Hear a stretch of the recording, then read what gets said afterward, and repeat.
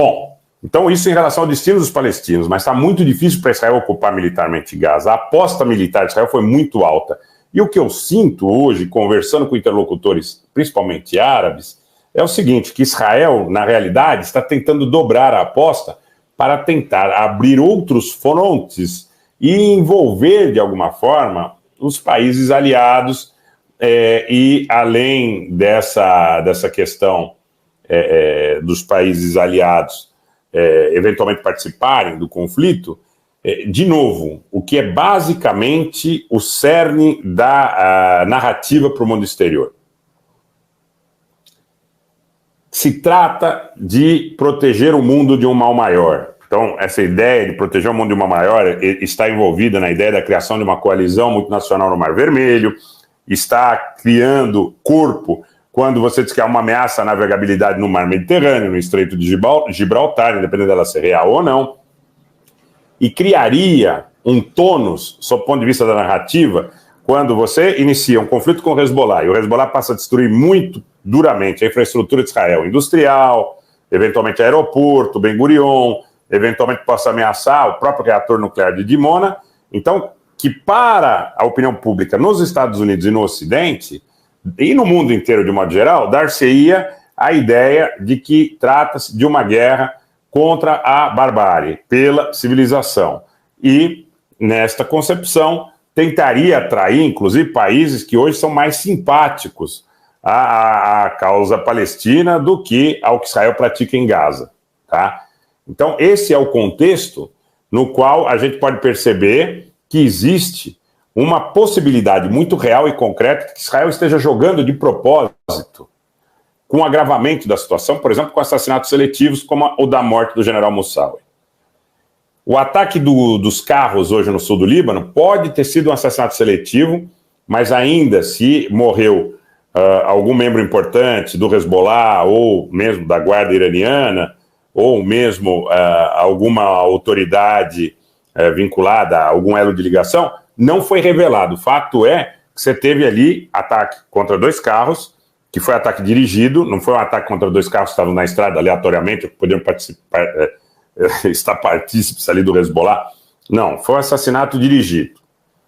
E é possível que, mais uma vez, nós tenhamos tido vítimas iranianas que até aqui não tenham sido reveladas, tá? Para que fique claro. Ontem, os Estados Unidos atacaram 3 bases dentro do Iraque, na província de Babil, das chamadas Forças de Mobilização Popular, né? PMF, em inglês, as iniciais. E as Forças de Mobilização Popular, na realidade, são tidas pelo Iraque como forças antiterroristas que trabalham ao lado do exército e que combateram o ISIS, que combateram a Al-Qaeda, que combateram o Exército Islâmico, que combateram todos esses grupos extremistas que, por muitas vezes, foram acobertados, treinados, inclusive por serviços especiais na Turquia, no Paquistão. Quem acompanha mais de perto sabe disso. Então, Israel está tentando esticar a corda em função, muito provavelmente, da dificuldade de obter ganhos reais, materiais e definitivos em Gaza, para fazer com que haja não só um apelo que possa permitir à opinião pública nos seus aliados que ele continue fazendo a guerra, mas também conseguir que alguns desses aliados participem da guerra. Teve ataque no Iraque contra 3 bases da PMF. O governo iraquiano reagiu e disse que era terrorismo de Estado contra as suas forças de segurança, considerando a PMF como parte do exército iraquiano. A gente sabe da proximidade desses grupos, pelo menos originalmente, com a estrutura do governo iraquiano e elos também, de alguma forma, com Teherã. Então, o governo iraquiano disse, os Estados Unidos está praticando terrorismo de Estado e atacou 3 bases do exército iraquiano, quando atacou a PMF, das forças antiterroristas do exército. No mesmo dia que os Estados Unidos atacaram dentro do Iraque, Israel matou o número 1 do Irã dentro da Síria. O general Moussaoui, que inclusive hoje surgiram vídeos dele com o presidente Raisi, fotos e vídeos também com o general Qassem Soleimani. O general Qassem Soleimani já se vão aí quase 4 anos, né, nos próximos dias. Então, criou-se um cenário, muito provavelmente, para que houvessem, ou para que hajam represálias. Você tem 2 possibilidades aí, gente. você tem duas possibilidades muito claras a partir do cenário que se desenha. Um é o espraiar do conflito, o agravamento, a entrada do Hezbollah, a entrada de outros grupos pró-iranianos, o acirramento na questão dos Houthis, na costa de Bab al-Mandeb, no Iêmen, e eventualmente até a entrada da Grã-Bretanha, da Alemanha, da Itália, dos Estados Unidos no conflito, ao lado de Israel.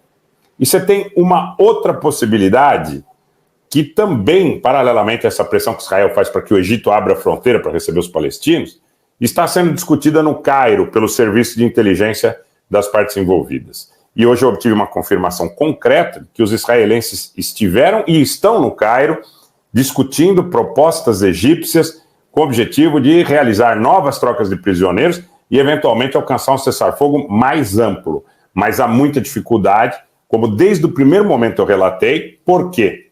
Porque agora a maioria dos israelenses que estão com o Hamas, com o Jihad, com outros grupos palestinos, são homens, soldados, oficiais de inteligência, oficiais do exército, então são prisioneiros de alto valor.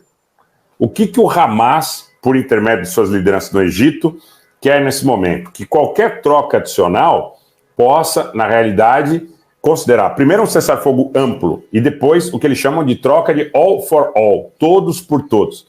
Israel soltou 240 prisioneiros palestinos e desde 7 de outubro, entre Cisjordânia e Gaza, fez mais de 5 mil prisioneiros. Então, quer dizer, o governo do Hamas, os palestinos, as lideranças dos grupos palestinos, entendem que esse tipo de troca não lhes é benéfico. Hoje, estima-se que entre 8 e 9 mil palestinos e árabes estejam presos em Israel.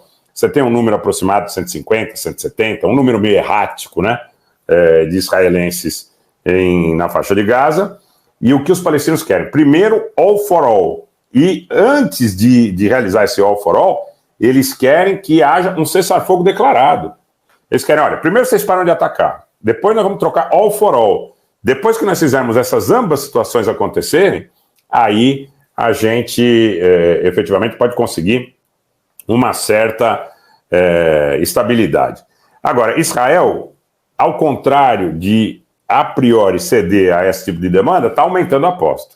Está tentando trazer o Hezbollah para dentro do conflito de uma forma mais aguda, está tentando que hajam respostas dos iranianos, mesmo que com proxies, de forma mais aguda, para que possa justificar as suas ações com base na ideia de que se combata um mal maior.